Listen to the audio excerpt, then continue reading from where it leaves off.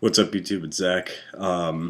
We already saw yesterday, I believe, well, when I post this, we saw Alec going over his Nordic Beast, going over the Nordic Beast archetype, kind of giving you a breakdown of the archetype and everything, how it works, how it runs, all that kind of stuff.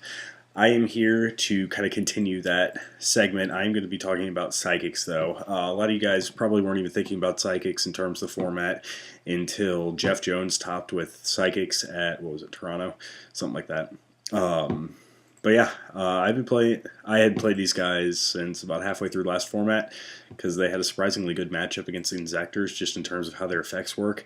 So I am just going to take a little bit to run down psychics, kind of go over what they do, how they run, and kind of where I think they stand in the format, what they can do to be competitive, all that kind of stuff. So yeah, let's get right to it. So there we go. These cards here are kind of what I would consider to be what you would run in terms of psychics, at least, kind of the cards you're thinking about, kind of the cards you want to look around with. The main cards in terms of how the deck runs are right here. Your E-Tellies, your Witches, and your Silent Psychic Wizards. Now, Witch is the main recruiter of your deck. She is awesome. When she is destroyed, period, and sent to the graveyard, you can banish from your deck a psychic with 2,000 or less attack, and then during your next standby phase, or during the next standby phase, special summon that psychic. So typically, what you're going to be doing with her is either recruiting another copy of herself out of your deck, or running down any of your tuners out of your deck, Esper Girl, Psychic Jumper, or Psychic Commander. I'll kind of go over them in a bit. Your other big recruiter of sorts, if you feel like playing him, is Giant Rat, because the banished psychics, as they're called, they're Earth, so it's kind of a natural fit into the deck. He's a battle recruiter, which is a little sad right now. I don't know if I'd play him personally because of the Atlantean Mermail matchup and just the takedowns of set cards without actually, attacking them. So he's kind of iffy. I'd probably play one right now. I have two there though because this is still out of my pre-Abyss Rising build. Next big guy you want to talk about is Silent Psychic Wizard. He's a 1900 beater. When he's normal summoned, you can remove from play any psychic monster in your graveyard, and then when he's sent to the graveyard, you can special summon the psychic that was removed from play by his effect. Now, he is awesome in the fact that he doesn't just get, all of these psychic guys, except Otelli, I'll go into her. But he also grabs your synchros that may have gone down in battle or been destroyed by card effects. So you can, normal summon Silent Psychic Wizard, banish one of your psychic synchros, and then when he dies, you bring out, one of your big badass psychic beat sticks of death, and, keep running over your opponent, gaining a bunch of life points, all that jazz. As you can see, you're going to be kind of pumping psychics in your graveyard kind of quickly, so that's why we play Psychic Overload. It's basically a trap version of Pot of Avarice. You select 3 psychic monsters in your graveyard, return them to the deck, and then draw 2 cards. It's awesome if you play the the high monster count version of this deck, because if you combo this card off with Trag, you look at your Trag gaining 1,200 attack points during the battle phase when it gets attacked and your opponent thinks they're going to be running it over. Not anymore. Yeah, that's not going to happen. Creature Swap is another card that I would really, really, really heavily consider playing in this deck. It works really well with it, just being able to summon off any of your tuners that are dead in your hand, or summon off a Witch or a Giant Rat or something like that and swap it off for one of your opponent's monsters, and then beat over the recruiters to special summon more psychics and just get your engine rolling. Your 3 tuners that you're going to be playing in this deck are Esper Girl, Psychic Jumper, and Psychic Commander. Now, Esper Girl is your draw engine. Whenever she is special summoned from being banished, you remove from play the top card of your deck face down, and then when she's sent to the graveyard, you add the card that was banished to your hand. So, sorry, I apologize. I have kind of a cold right now. So Esper Girl is typically one of my first targets to hit with Serene Psychic Witch, just to put her in the graveyard, because, or just to get her rolling, because typically what you would want to do is get your Witch, get it destroyed, banish Esper Girl. Esper Girl comes back during your standby phase, remove the top card of your deck, get Esper Girl off the field, draw, or add that card. It's essentially a draw. It gets around Thunder King, which is really awesome. And then, now that it's hit the grave, you can use Silent Psychic Wizards to keep recycling Esper Girls and just keep drawing cards, and it's really fantastic. Psychic Jumper is your walking creature swap. I cannot tell you how many times I've had people straight up warning Psychic Jumper when I've normal summoned it. It's actually really hilarious. He is a 2-star tuner, 100 attack, 1500 defense, which is kind of surprising, and not many people think about that. So if you just draw him and set him early game, there's a pretty decent chance he's going to live, which is pretty cool. But what you do, you pay 1,000 life points and select another Psychic you control, and then any monster on your opponent's side of the field, and switch control.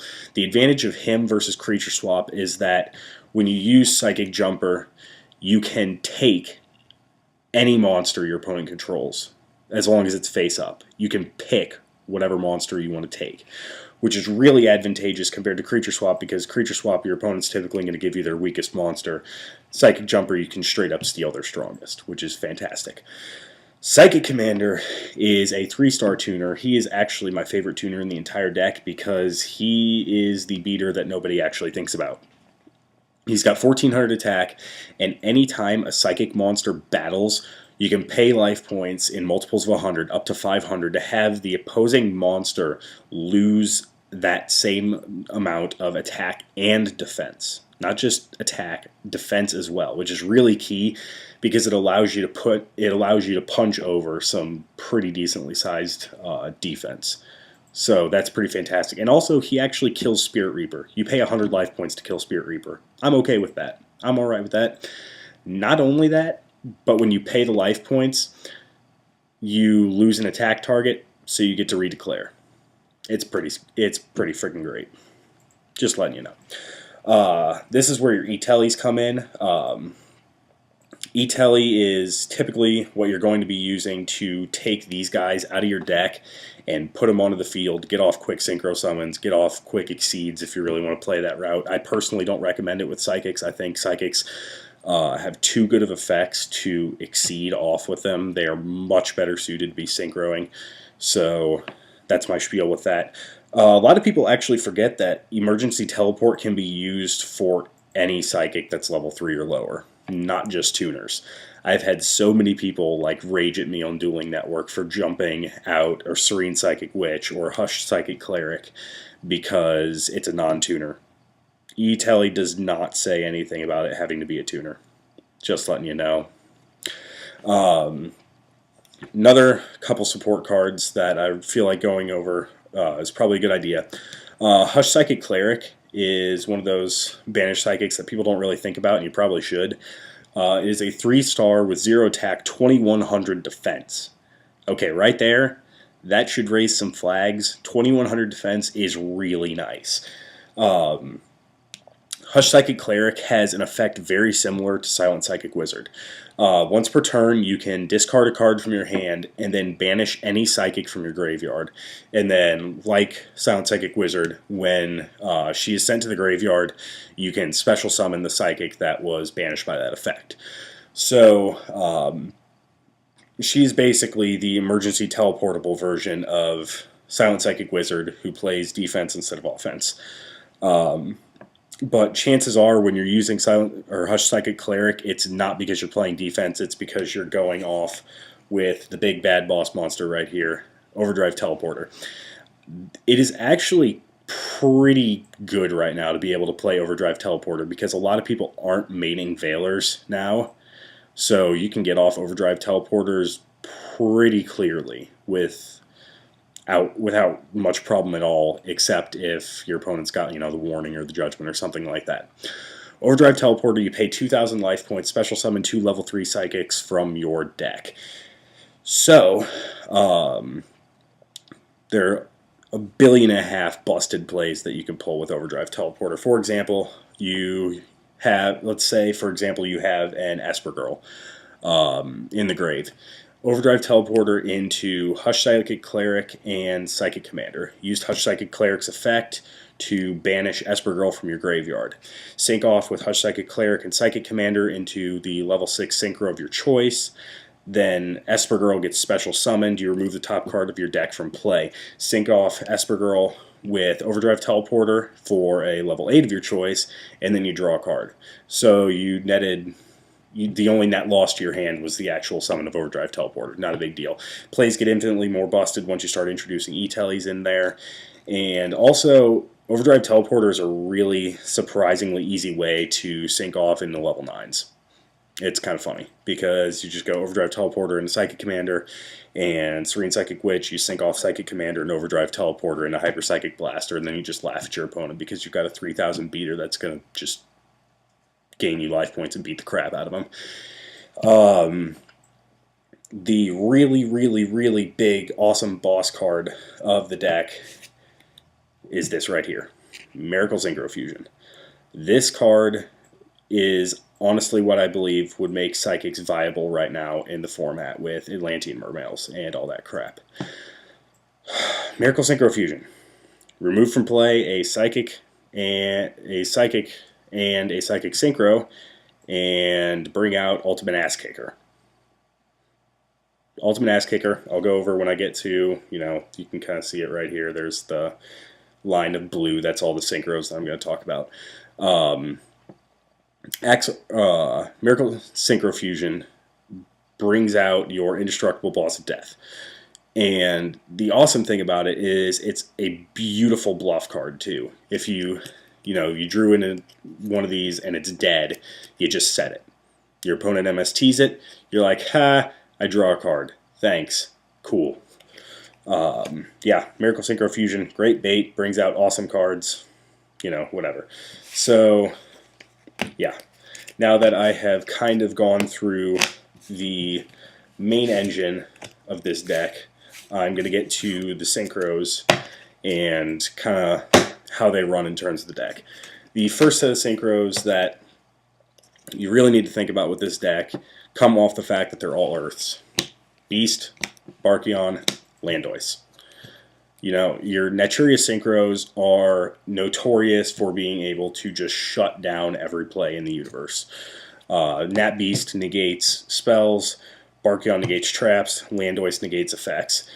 Send 2 from the top of your deck as a cost, banish 2 from your graveyard as a cost, send a spell from your hand to the graveyard as a cost. The thing that people do not think about or do not realize for some reason is that you can keep activating these guys in a chain as long as you keep paying the cost.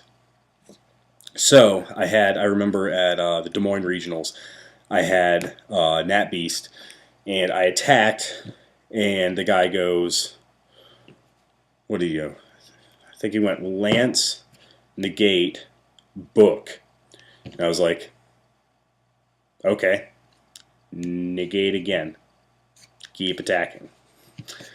He's like, you can't do that. I was like, yeah, just keep paying costs in the chain. Judge, isn't that right? Yup. Yeah, Nat Beast. Awesome. Barkion works the same way. Barkion is what's going to protect your Psychics from stuff like Compulse, Bottomless, all that. Torrential, Mirror Force. He's especially important in blocking off Compulsory Evacuation Device. Compulsory Evacuation Device sucks for Psychics because their effects, that garner you more monsters or drawing cards or, even Ultimate Axon Kicker, their main vulnerability is getting bounced back to the hand because it's an immediate neg because you're banishing off cards that you need. Esper Girl. If you bounce her back, you don't get the bounce back to the hand. You don't get the card that got banished off the top of your deck.